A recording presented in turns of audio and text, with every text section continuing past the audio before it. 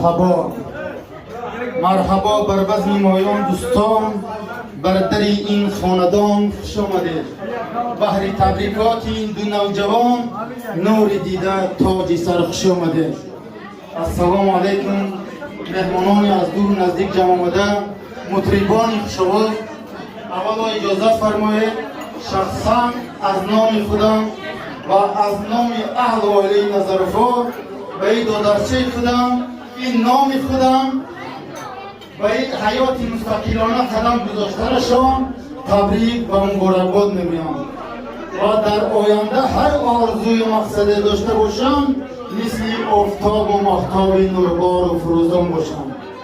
در آتیلات سخن گفتنیم عروس حماقت شمشاه دارد، برابر بر قد داماد دارد.